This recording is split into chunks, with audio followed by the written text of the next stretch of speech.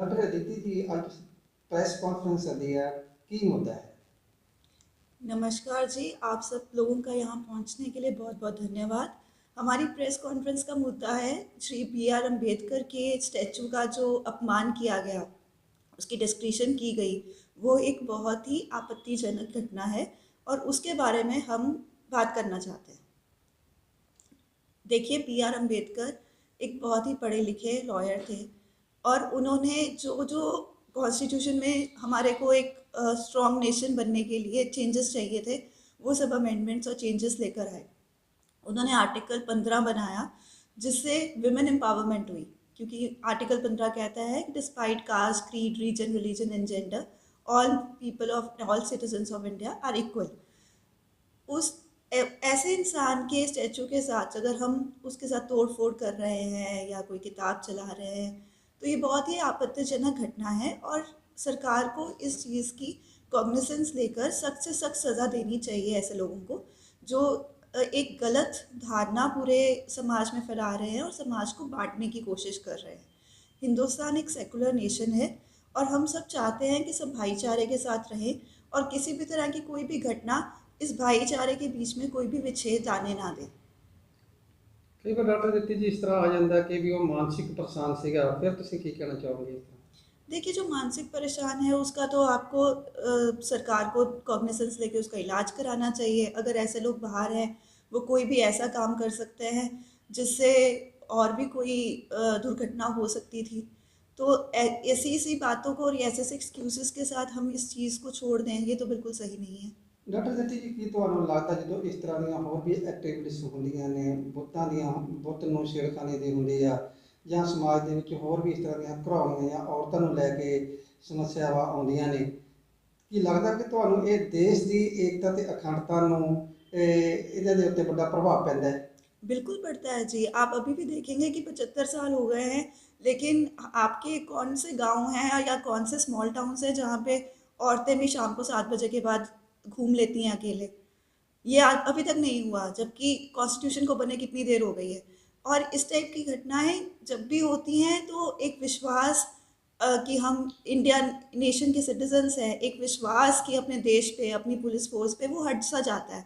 तो मुझे लगता है कि ऐसी घटनाओं का पहले ही बहुत ध्यान रखना चाहिए और ऐसे स्टैच्यू डिस्क्रिप्शन तो बहुत ही आपत्तिजनक और बहुत ही आगे भी ऐसी और दुर्घटनाएं ना हो, इसके लिए प्रशासन को सख्त कदम उठाने चाहिए। डॉक्टर अदिति लगता भी ये politically motivated है to destroy the secular fabric of India constitution।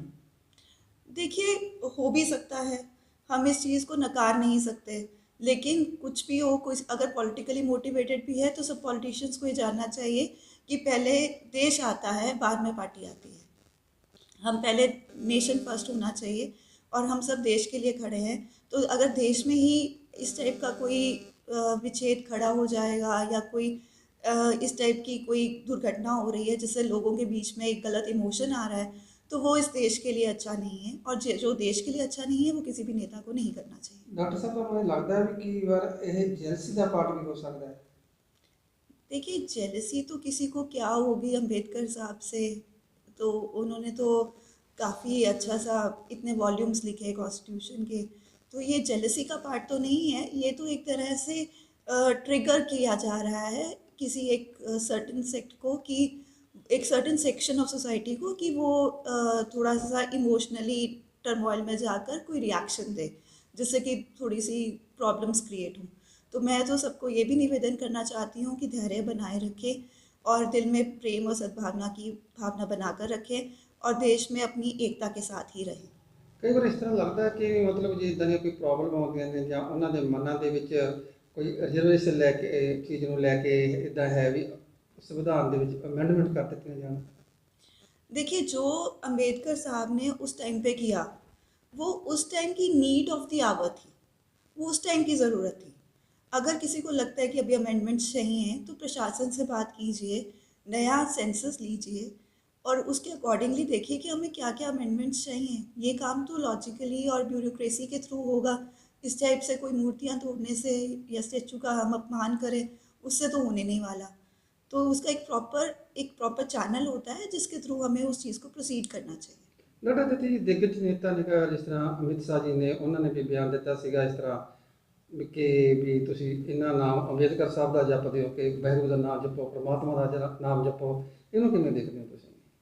देखिए, मैं किसी व्यक्ति विशेष की अपनी भावना और अपनी उनकी जो भी रहा होगा नोशन उसके अगेंस्ट कोई टिप्पणी तो नहीं करना चाहती, पर मैं तो ये जानती हूँ कि जैसे हम सबके लिए एक गुरु जी की रिस्पेक्ट है या अपने परमात्मा की रिस्पेक्ट है, वैसे ही सबके दिलों में अंबेडकर साहब की भी बहुत रिस्पेक्ट और बहुत इज्जत है।